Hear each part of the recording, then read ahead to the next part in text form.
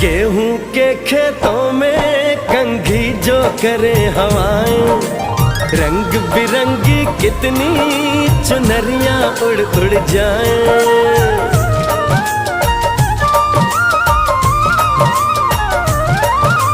पनघट पर पनहारन जब गगरी भरने आए, मधुर मधुर तानों में कहीं बंसी कोई बजाए। ल सुन लो कदम कदम पे है मिल जानी, कदम